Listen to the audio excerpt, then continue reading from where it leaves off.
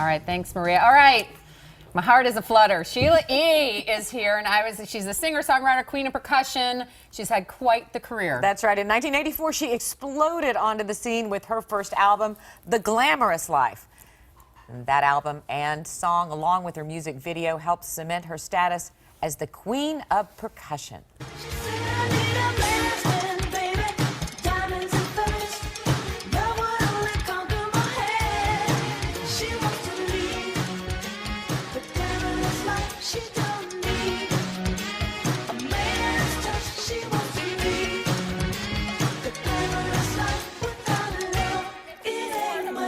What I listened to, it's amazing. And look at you jam on the percussion. That's right. I mean, can I just actually, let's just start with that.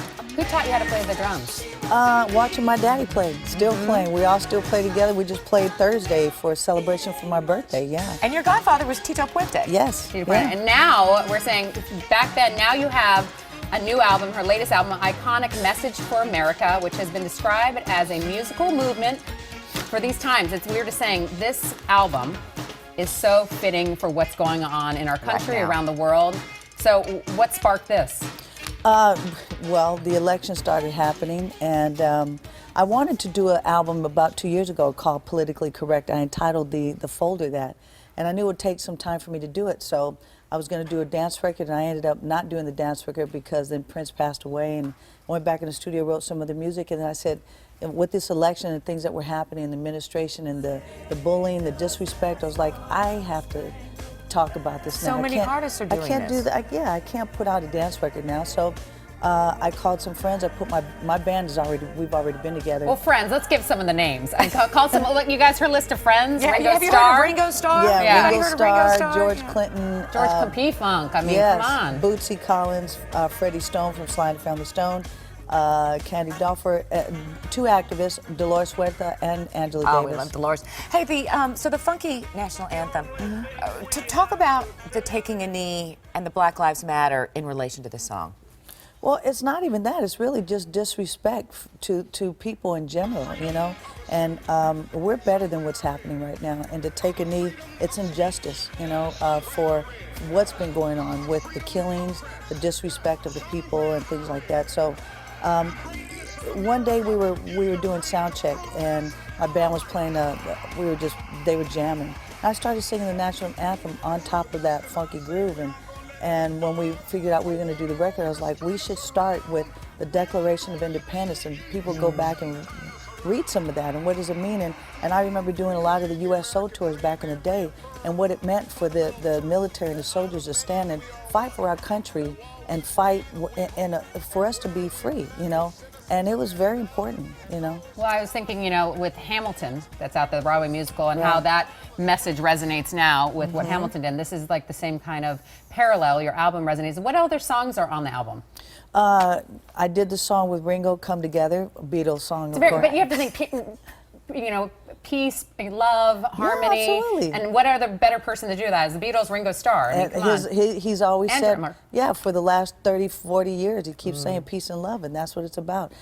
Even with Funky National Anthem, we have speeches from Kennedy, Obama, from Martin Luther King, and we got the rights to do that from the King family as well. So tracks underneath, like the national anthem. Absolutely, underneath with That's speeches. That's pretty powerful. It is very powerful. And when we first opened up in the show with that song, people, if they're not standing, which most of the time they are, they stand up. Some people take a knee. You see some people holding their hands up. You see people crying. And this is the first song when we open up the show, and you see what happens at the beginning of the show immediately just from that song. So it's been some time now since Prince passed away. Can I ask you a question, because you did have a great relationship with him till the end.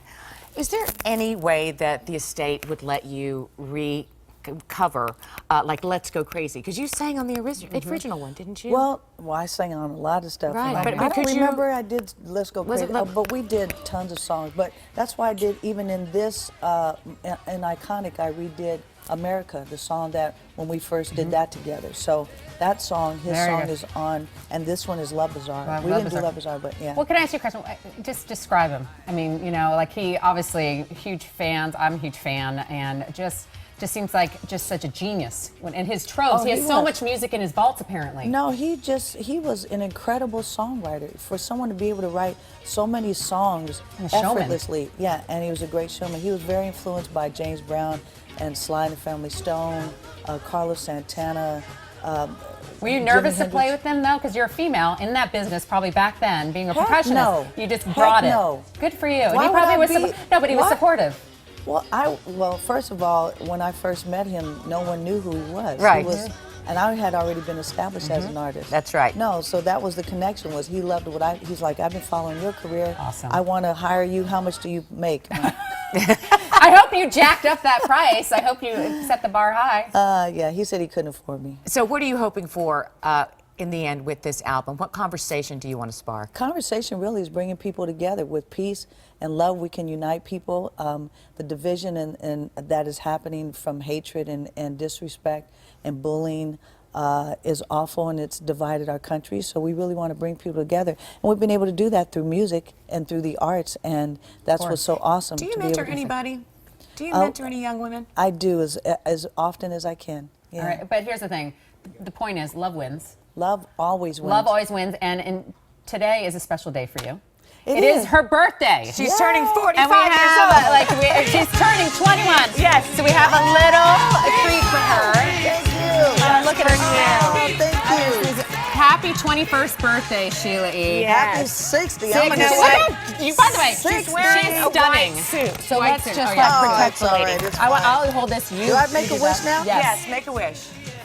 You are. Yay! She is gorgeous. She's stunning. She's talented. and Sheila love E's wins. Thank you. Love iconic Message for America is out now. Thank you for stopping by and spending your birthday with us. Thank you for Pleasure having to me. see ya. Birthday, and you're taking this with you. Still to come, Jake Miller's here. He's going to perform for us. 100 million people watch him on YouTube. He's amazing. Don't want to miss it. And happy birthday. Thank you. 9:41. Good day, LA continues. Yes.